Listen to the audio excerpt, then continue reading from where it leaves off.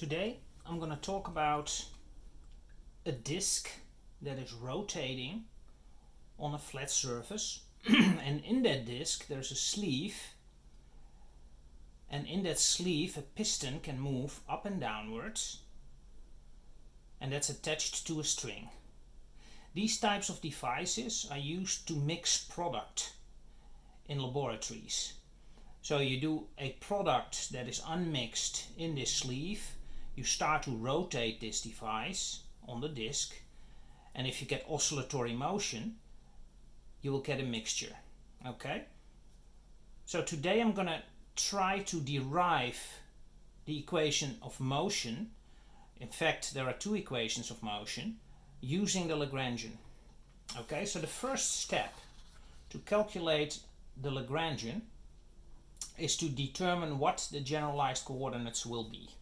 And there are two generalized coordinates. There's an x for the piston moving up and down, and there's a theta for the rotating disk. Okay? So there are two generalized coordinates, and as a consequence, two generalized infinitesimal displacements. There are no generalized forces in this system because the disk, for instance, is not pushed with an electric motor, at least not in its initial stages. Okay? So now let's try to calculate the Lagrangian. Since there's no gravity in the system, the Lagrangian becomes a little bit simpler than when you would use gravity in the system. Let's start with the kinetic terms. There are essentially three kinetic terms in this system. There's the rotational energy of the disk itself with the moment of inertia id times theta dot squared. Then there is the movement of the piston here, which has mass mb in this case. This piston can move back and forth into that sleeve. The energy there with respect to the center of mass is a half mb phi squared. Okay, and then there's rotation around the center of mass with a half IB for the disk here, or the block IB, times theta dot squared.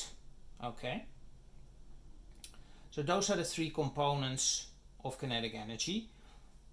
Let's now determine, in order to determine phi b squared, for instance, we have to know what the location of x is at all times. And if you look at this picture that I drew here, there's essentially the x-coordinate, then there's the y-coordinate here. You have b, which is this portion here,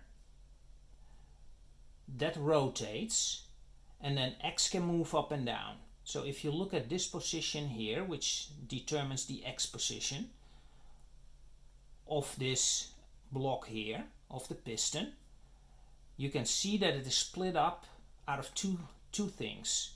There's a b sine theta over here, so b sine theta, and there's a x cosine theta, x cosine theta. Okay, so for the x coordinate you have that. For the y coordinate you have a minus x sine t, that's this piece, plus a b cosine term, that's this piece. So this piece minus this piece gets you the location, the y location of the x variable. Okay, so now we have the x t, so we have the location as a vector of this point at all times. So we can differentiate that with respect to the time, and when we do that we get x dot cosine theta. Right, now you need, for the product rule, you need to differentiate with respect to cosine theta, and you do that and you get sine theta with a minus theta dot times the x over there, and then you differentiate this with respect to time, you get b theta dot times cosine theta. Okay, you do the same for the y component and you get minus x dot sine theta plus x theta dot cosine theta minus b theta sine theta for this term. Okay, so now we have at least the speed of this point at all times, And we need that later for this piece in the kinetic energy term. But let's first take a look at ID. So ID is the momentum of inertia from the disk. If you have a full disk, the moment of inertia is m, where m is the mass of the whole disk, not with the sleeve cut out, but the whole disk, times r squared, radius, divided by 2. But since there is a sleeve, you need to subtract the moment of inertia of this sleeve. And you do that using the parallel axis theorem and looking at the center of mass. So you calculate what the moment of inertia is when staying in the center of mass. That's the term m over 12 times 4a squared plus a squared. Okay, because it's 4a long and it's a width. But because of the parallel axis theorem, you need to add in mb squared, because the distance to the real center is b. And the mass m, of course, is the mass of the cutout. And what is that mass? That's rho times 4a, the length, times the width, a, times the height, a, which is 4 rho a to the power 3. Okay? So now ID is written out in this form. Yeah, you can do some simplification and you get it to this form. Okay, so let's now calculate Vb squared for the second term.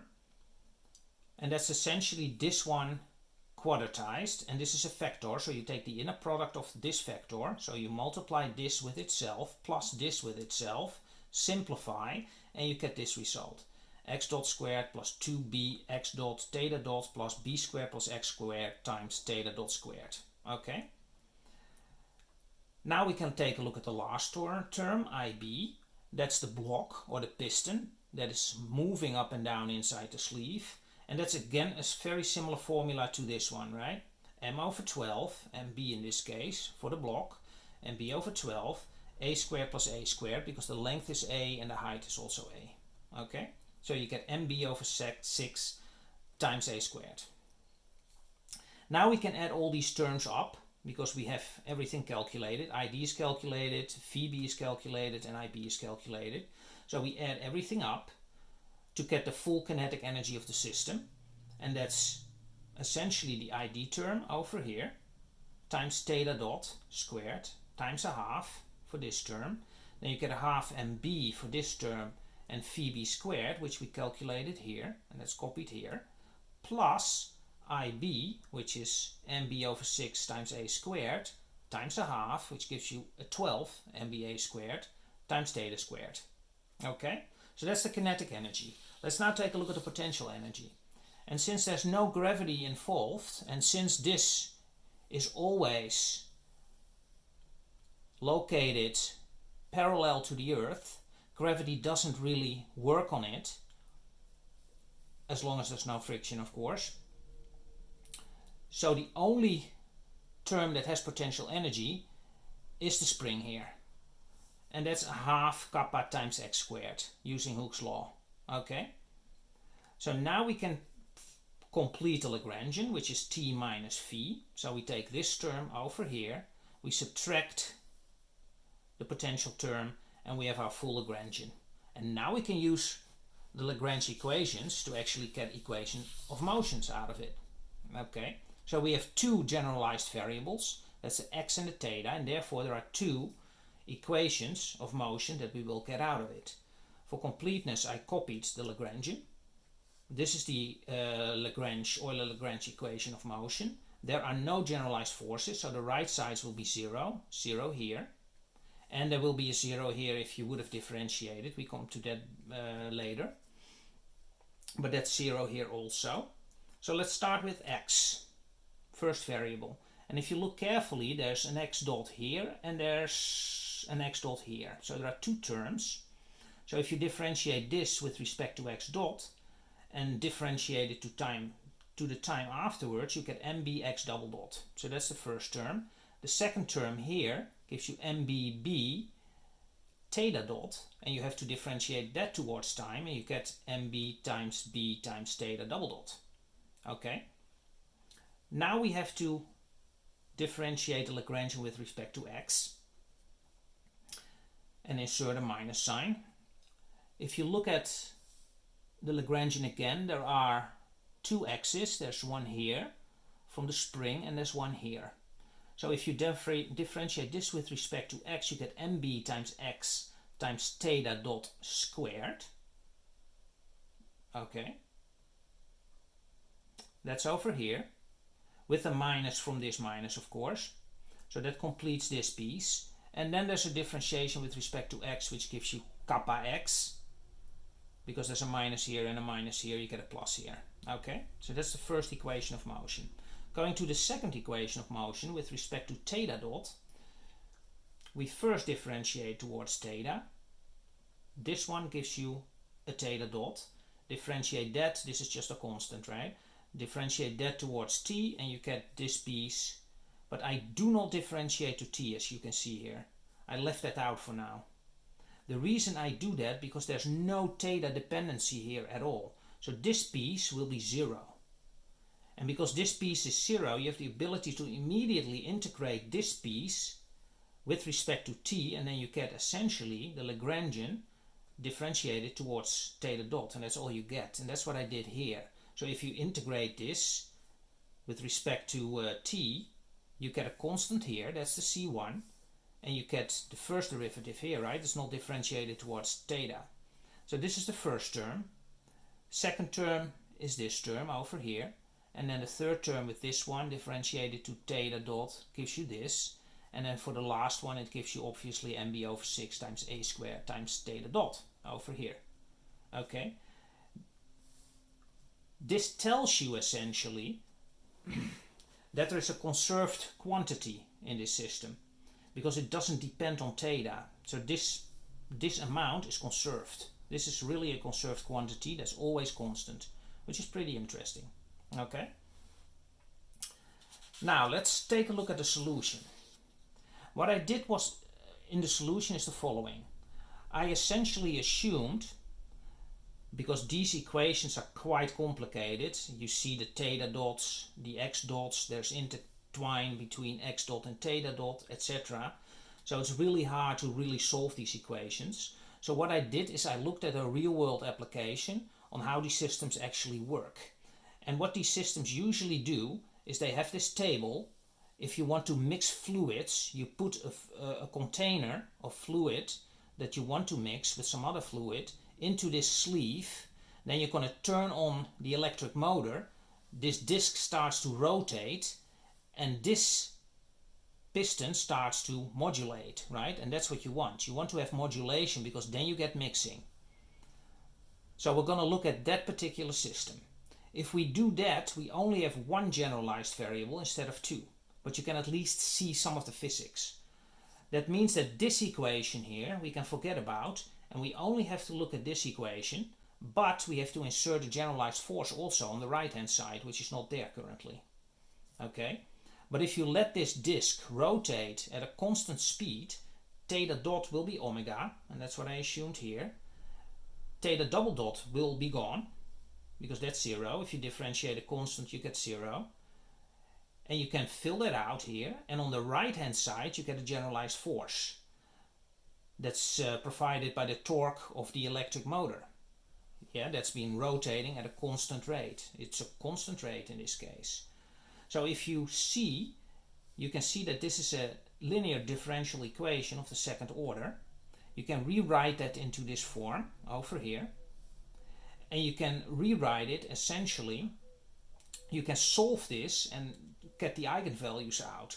So if you do that, you get lambda squared over here, you get an alpha, I call this alpha here, and you get equals 0 there, right? Because you do the homogeneous equation first. That gives you,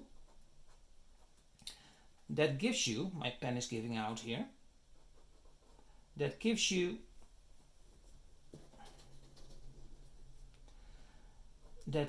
essentially lambda squared equals minus alpha, and that gives you lambda equals plus minus square root of alpha.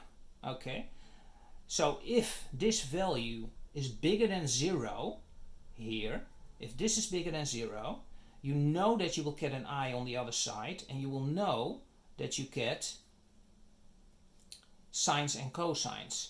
And that's what you need. You want oscillatory behavior because then you get mixing. Okay, otherwise you cannot. So that's the constraint you then have based on what the mass of the piston needs to be, including the sample you want to mix, of course, what the speed of the angular speed needs to be, omega, and what your spring constant needs to be in order to make that happen. Okay, so I think this is a great example on how you can do this and how you can actually simplify really complex differential equations to at least get some physics out of it and see what's happening. Okay, I think this is a great place to stop.